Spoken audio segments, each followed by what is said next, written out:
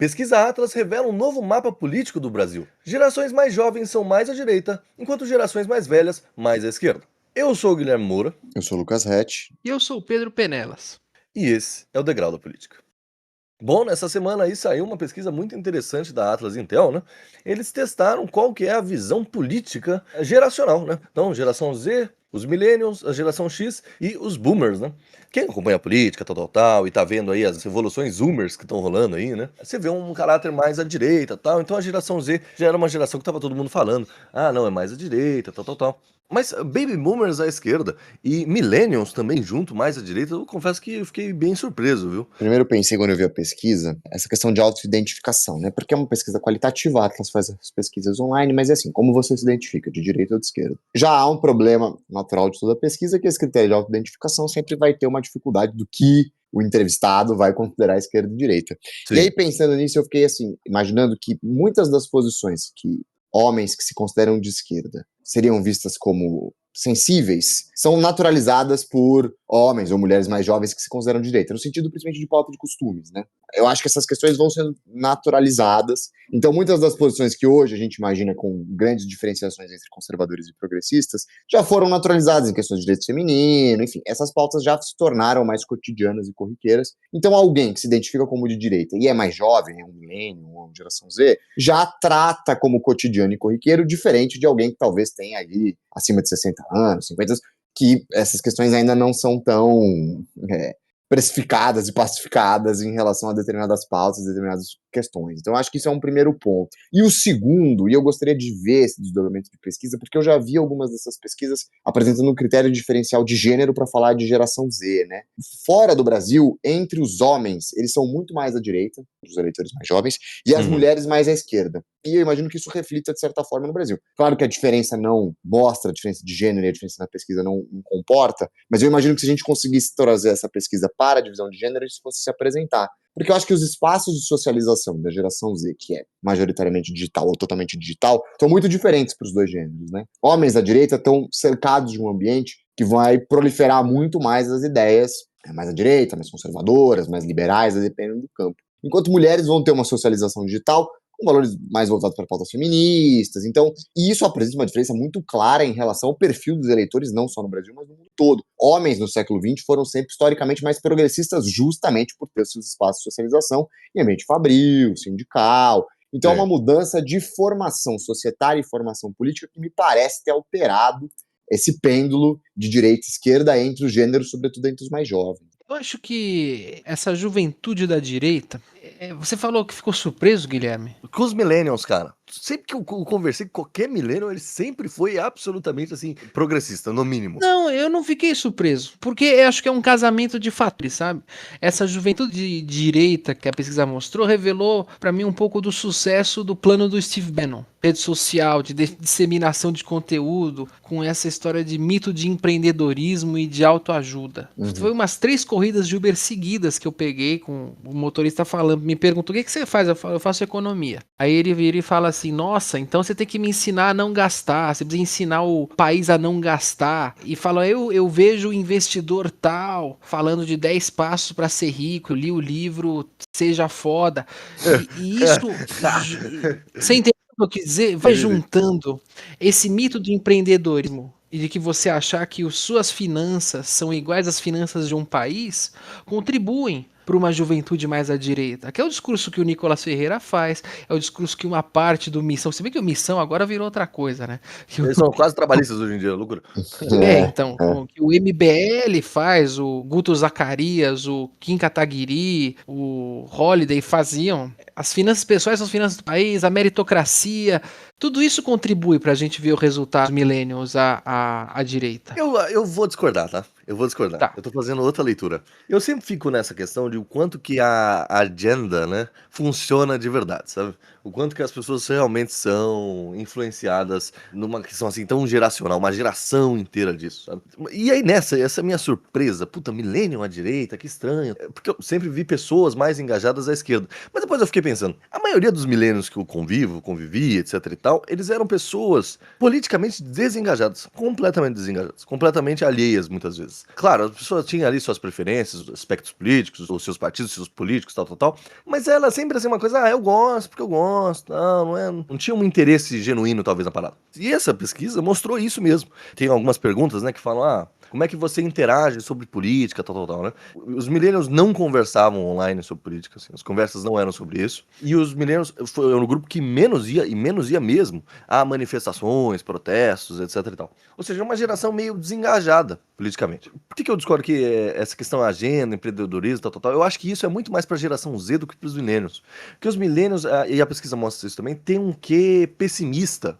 É a geração que mais vê a sua situação financeira num ponto ruim, é a geração que não vê um futuro próspero para o país, que não vê saídas, que não vê soluções. Inclusive lá tem algumas perguntas, né, tipo, quem você acha que vai salvar o país? E aí é muito engraçado, porque todas as gerações botam os jovens, né? E os jovens é uma resposta meio genérica. Quem vai fazer? Os jovens, todo mundo fala isso, né? Os únicos que não falam são os baby boomers, que aí a gente vê um gap geracional também, né? Esses moleques não sabem o que estão fazendo. E os millennials também não acreditam, assim, numa juventude, etc e tal.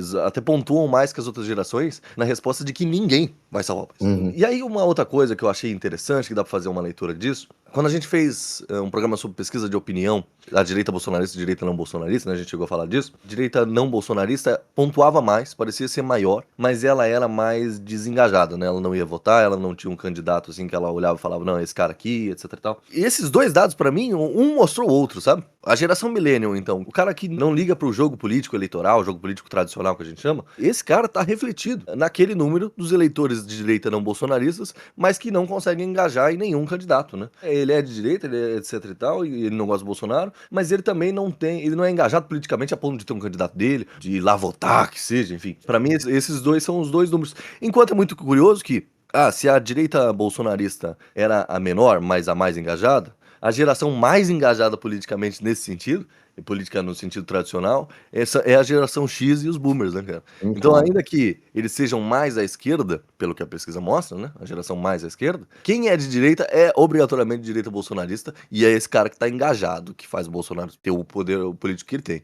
Eu entendo que esse que empresarial, esse que empreendedor, tal, tem aquela coisa do self-made man, né, você por você mesmo, tal, não existe o coletivo. Nesse sentido, sim, tudo bem. Mas o que coach? O coach, ele é muito pra cima, sabe? É sempre pra frente. Não sei se casa culturalmente com essa geração, sabe? Eu acho que casa. Eu lembro de uma vez que eu peguei um Uber normalmente.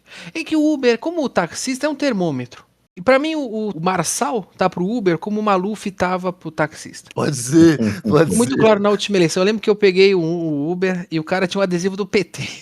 Um vereador do PT. Assim, eu falei, pô, você tá apoiando esse cara? Tipo, queria puxar um assunto, né? Você tá apoiando o PT? E ele falou, não, é que é um parceiro meu.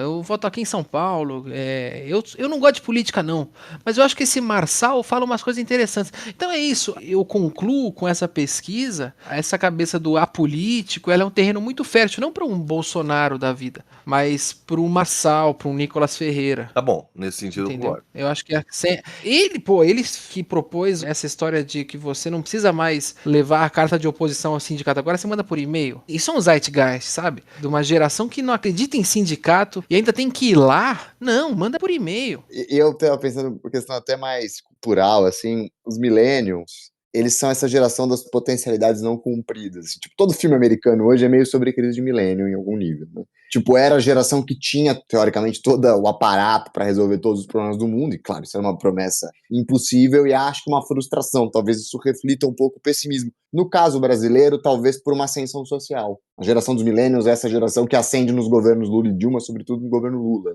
E aí talvez existiu uma expectativa em algum momento, aí, em meados dos anos 10, que talvez vai se refletir no Fora Temer Core, que talvez seja o ápice desse movimento, uma transformação mais material da política em todos os sentidos, né? E eu acho que é uma frustração muito grande depois. E esse sentimento acoplado a essa mudança nos regimes de trabalho, como o Pedro trouxe, muitas dessas pessoas vão acabar trabalhando em plataformas, trabalhando descentralizados, fora dessa representação sindical mais tradicional, também pesa um pouco nessa formação política tardia de um grupo que hoje talvez se sinta desassistido e que prefira acreditar nessas promessas de enriquecimento individual. E eu acho que, por fim, no caso brasileiro, tem dois fatores que não podem ser desconsiderados, que é o avanço de fé evangélica, eu acho que majoritariamente que professam sua fé como evangélicos são mais jovens, e eu acho que isso é uma mudança significativa em relação aos eleitores católicos, que sempre foram mais progressistas, principalmente depois da década de 60, 70. Há uma aproximação muito forte do PT com as comunidades eclesiais de base, teologia da libertação e tudo. E eu acho que o PT também foi visto por uma geração que inclui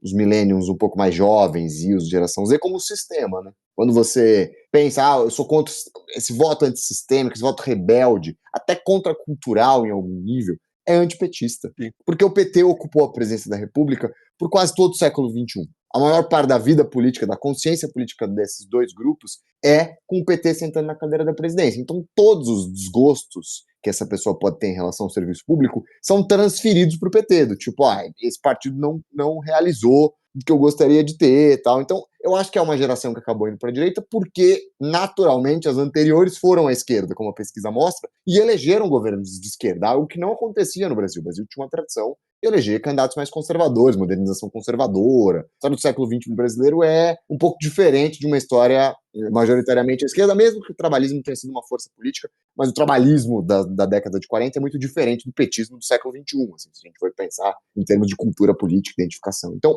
eu acho que há esse reflexo muito direto de uma mudança geracional que entende o PT como o principal alvo, assim. E claro, talvez isso vá ser revertido por conta do período do bolsonarismo, mas ele logo foi derrotado. O Lula tem boas chances, como a gente já falou em outros programas, de ser reeleito mais uma vez. Então, a geração Z também vai ter essa imagem do PT 8 anos do poder, até mais, dependendo se o Lula conseguir fazer um sucessor. Então, é natural que exista uma resistência, né? E acho que esse movimento está um pouco visto por essa pesquisa. Eu vou mais por esse caminho mesmo, cara. Até por a juventude sempre busca mudança, né? Mais irreverente, etc e tal. Então a possibilidade de reverência, de contestação contra o sistema e etc e tal, é contra a esquerda. E a esquerda meio que, e o PT sobretudo, comprou essa parada, eu acho, de ser o sistema mesmo, ser o establishment. Quando a gente vê até a campanha da soberania e tal, ou sempre defesas das instituições, tal, as coisas são...